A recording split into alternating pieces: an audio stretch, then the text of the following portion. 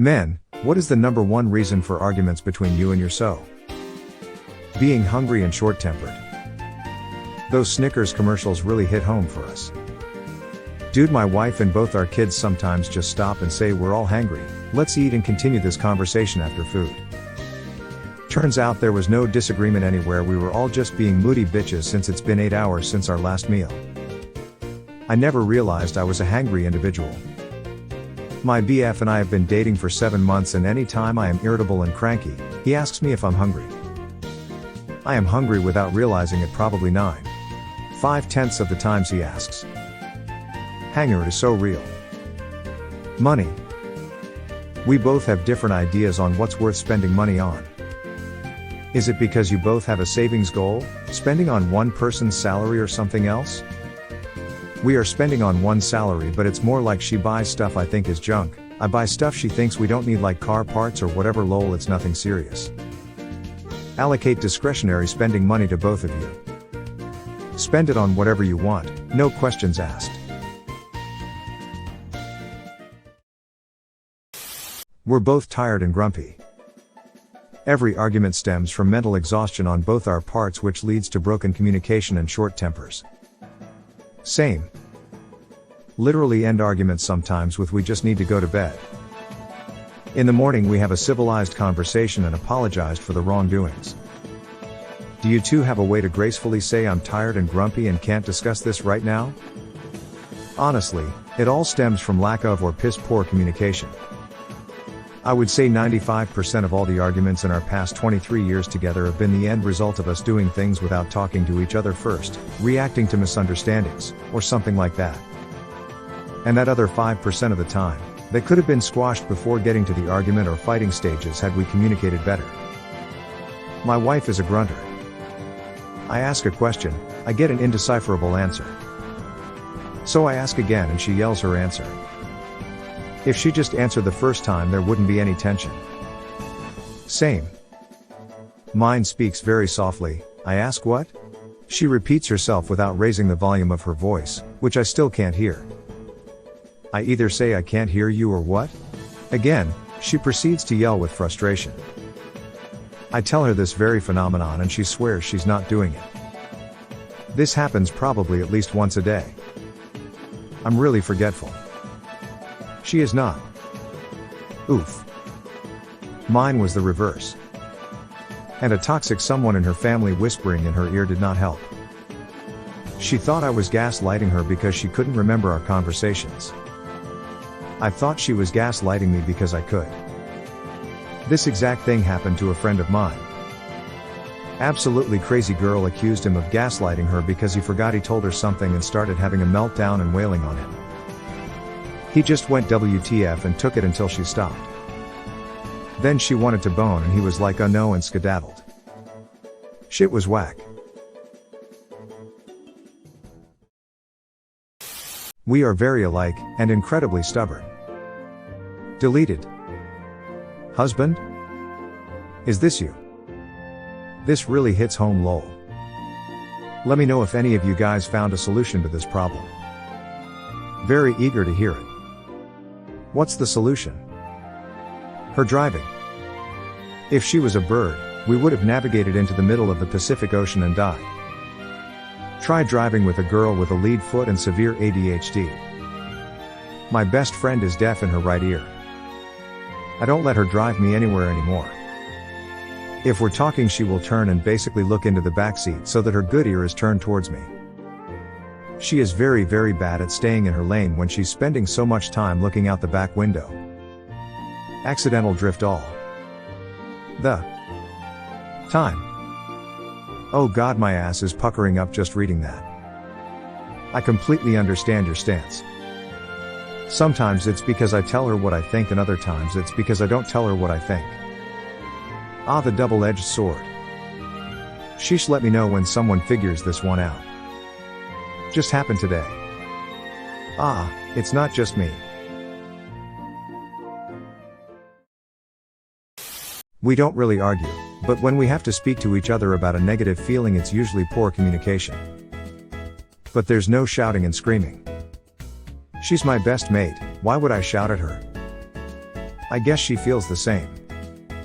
She's my best mate, why would I shout at her? I really respect this. And really shouting just makes everything worse. We sometimes start laughing in the midst of an argument, we are both just very stubborn. My girlfriend, when she has any sort of issue, always ends up raising her voice and shouting, and I have to tell her to stop multiple times, because that just isn't how I want to argue. I put it down to probably growing up around her parents shouting like that and thinking it's normal, okay on that basis. Absolutely should never let an argument or discussion escalate to any form of voices being raised. Her family sucks. I can't vouch for them as I don't know them, but I also agree that her family does indeed suck. Booze. We basically never, ever fight when sober. Thankfully, now that's it's somewhat post-pandemic, and she's working again and we have some stability in our lives, we've made a lot of healthy changes, cutting back the booze was top of that list. And what you know, the fights don't happen. That's was us as well. Started drinking every night during the pandemic due to depression and had some gnarly stupid fights. Stopped drinking and boom. Beautiful nights just like before we drank. Still both depressed from our jobs, but not arguing about mundane things helps make everything better. Happy to hear you curb the alcohol for your health. Edit, sentence. Thank you. Same to you guys. I look back and I'm just shaking my head at some of those fights, she's a great gal. But, add booze and anyone can be shitty. To wit, me. Bad combo. Glad things are on the up. She reads some hidden meaning into something I said that I never intended. It usually takes me 10 times as long to explain because she's not listening because she's lost it over some added meaning I never intended. My wife does this constantly. When I try to explain what I actually meant, she accuses me of invalidating her emotions. My perspective is nothing more than me trying to forcefully change her reality or control how she feels. I didn't even know this was a thing before my last relationship. I just thought, wait, there is no hidden meaning, so she should just drop it because she definitely realizes she misunderstood, right? Which I explained to her in polite ways. She'd understand the explanation when she wasn't emotional, which gave me a lot of hope. But when she was emotional, all that logic went out the window and it was back to square one, which really made me feel trapped. Perception is separate from reality, and unfortunately her perception was always biased toward the most negative, ridiculous made-up scenarios and accusations. Our conflicts wouldn't even escalate to this, it would just start out of the floodgates like this. Lack of good communication. Not communicating needs and boundaries. Misunderstanding intentions.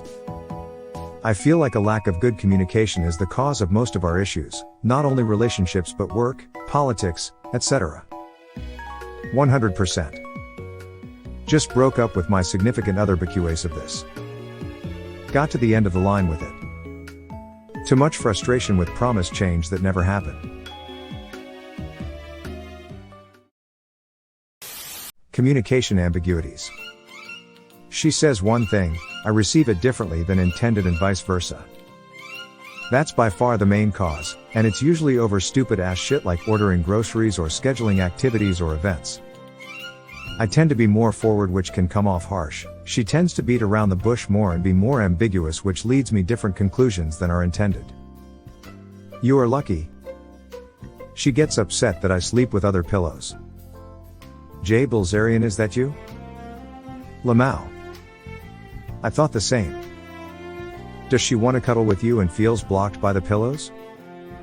No, she thinks that she is the only pillow I need. Jealousy and insecurities. I don't worry about the same shit she does.